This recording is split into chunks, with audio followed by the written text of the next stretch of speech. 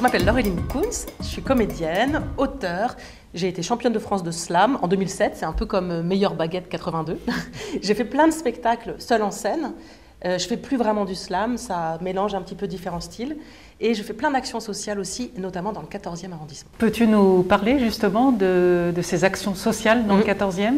Comme j'ai été championne de France de slam, on m'a envoyé partout en France et même à l'étranger jouer mon spectacle seul en scène, mon one-man show. Et les producteurs se sont dit oui, ce serait vachement bien qu'elle fasse des ateliers à côté d'écriture, de théâtre, de slam, d'improvisation.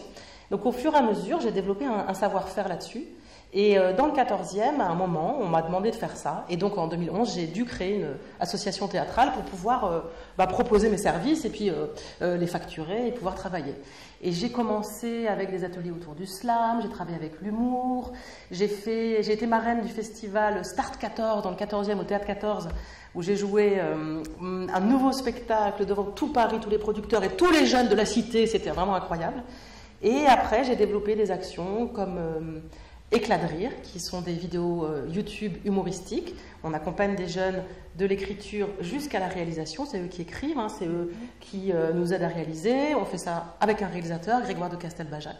Donc ça, c'est une action qu'on a faite qui a très bien marché. On a eu plein de jeunes, et de moins jeunes d'ailleurs, qui sont venus pour témoigner. Et on a trouvé que le biais de l'humour, c'était un outil formidable pour se dévoiler, pour raconter des choses qu'on n'aurait pas pu raconter, tu vois, si on n'avait pas l'humour et si on n'avait pas ce vecteur-là. Et de fil en aiguille, on a des gens qui nous ont dit « Mais moi, j'aurais besoin d'une vidéoclip, j'aurais besoin d'une vidéo pour me présenter, j'ai besoin de faire le pilote d'une émission, j'ai besoin de me faire un CV vidéo. » Et donc, on s'est dit « Bon, qu'est-ce qu'on fait ? On a développé une autre chose qui s'appelle « C'est vraiment moi ». Et c'est des vidéos de présentation professionnelle où, en gros, tu te présentes, mais c'est pas un CV vidéo avec un mur blanc derrière où tu dis « J'ai fait ça, j'ai fait ça, j'ai fait ça ». Non, tu crées un petit film, aussi avec les personnes qui viennent, c'est eux qui scénarisent. Et tu crées un film pour te présenter autrement, montrer qui t'es, quels sont tes soft skills, c'est le mot à la mode, et les autres qualités que tu as. Et je trouve que c'est une façon de dédramatiser un CV, et ça peut servir comme photo de profil sur tes réseaux sociaux, si tu y es. Pour 2021, je vous souhaite et je nous souhaite la fin de l'hypocrisie, des faux semblants et des non-dits. Pour cette nouvelle année, je souhaite l'égalité entre tous, et totale, à tout prix. La seule chose que vous avez à faire, c'est respirer, respirer, respirer. Pour 2021, je vous souhaite de rencontrer de nouvelles personnes et d'en laisser partir d'autres. Ventile, ventile. Quelle est ta définition de l'humour et aussi quels sont les principaux ressorts que tu utilises? Alors bon, moi je suis la spécialiste des listes, des jeux de mots, des néologismes, des à peu près, des mots valises. C'est des mots constitués de différents mots qui redonnent un autre mot. Donc ça, c'est vraiment une chose que j'ai beaucoup utilisée à l'envi. Donc ça, j'aime beaucoup. Moi, j'adore les jeux de mots. J'aime bien les fautes dyslexiques, les fautes, les erreurs. J'adore quand les gens font des erreurs dyslexiques, des dyslexies, je les appelle. Je suis dyslexique. Depuis que je suis née. Fiable, aime, caustix, toxix. Dans la hutte du Père Noël, mes cadeaux, c'était un mélangement des mots. Ma grand-mère parlait très vite et pendant la guerre, on l'appelait la mitraillette. Et ma tante, mes cousines, tout le monde parle très vite dans la famille. Pourquoi la gratuité est si importante pour toi? C'est quoi? Je crois vraiment l'école publique, gratuite, en l'éducation populaire. Je pense aussi, et je l'ai vérifié en fait, c'est que quand on a commencé l'école maintenant, de l'Opéra de la Parole accueille des élèves à l'année. Mais au début, on avait un public non captif, comme on dit. Et un public non captif, c'est des jeunes qui viennent se mettre au chaud presque, tu vois, avec toi. Et je pense que sans la gratuité, je n'aurais jamais touché ces publics-là, qui maintenant restent avec moi, reviennent, retentent le coup, se professionnalisent. On a un élève qui est venu comme ça en visiteur et qui maintenant a tourné dans un film, là récemment, grâce à l'école. Donc, sans la gratuité, il n'aurait pas eu cet accès-là, il n'aurait pas ouvert la porte, il n'aurait pas osé.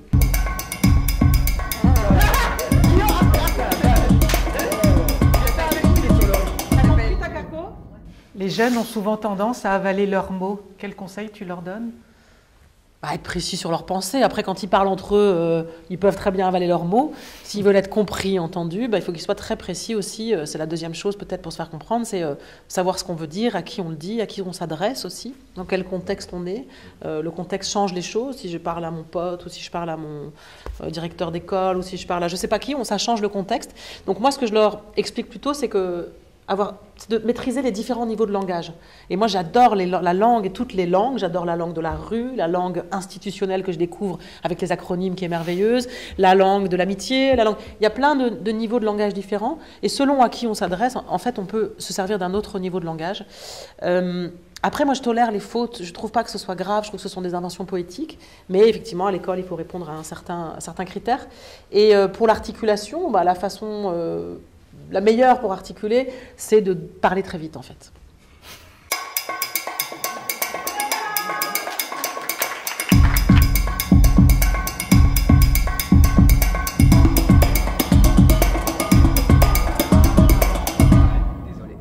Et on a trouvé que le biais de l'humour, c'était un outil formidable pour se dévoiler, pour raconter des choses qu'on n'aurait pas pu raconter, tu vois, si on n'avait pas l'humour et si on n'avait pas ce vecteur-là. T'étais une gamine très turbulente qui énervait un peu tout le monde ou non, quelle gamine tu as été? Ah là là, moi j'étais une gamine, une petite adulte, tu vois, qui comprenait bien ce que disaient les grands. J'ai grandi dans un milieu de parents très 68ards. Ma mère travaillait dans le français en langue étrangère. Il y avait des réfugiés de tous les pays à la maison. Mon père faisait de la musique. C'était la maison du bonheur. Il y avait des Médzés, il y avait des Chiliens, des Libanais, des Thaïlandais. Wow. Vraiment, c'est la maison ouverte à tous les vents, tu vois, en Alsace, à Schiltigheim. Ouais. Et Laureline, le prénom, c'est en référence à Valérian? Ah oui. Mes parents avaient donc une collection de BD des années 70 énorme, et il y avait Valérian et Laureline, parce que dans la BD elle s'appelle Laureline. Et oui, je l'ai lu enfant. D'ailleurs, Laureline, elle est super belle. Et très féministe. Elle est très féministe, très belle, avant-gardiste. Elle l'emmène Valérian sur voilà. J'ai même une BD dédicacée par les auteurs. Et d'ailleurs, une BD qui a inspiré Star Wars, pour ceux qui ne le savent pas, c'est très important. Il y a même des trucs qui ont été en cours, parce que plein de choses ressemblent énormément à Valérian et Laureline. Moi, l'humour que je pratique, donc c'est pas ce qui me fait rire, mais ce que moi je fais, c'est la profusion, l'accélération, le trop-plein, l'exagération, qui s'emballe, l'emballement. Ça, c'est une chose que je pratique beaucoup.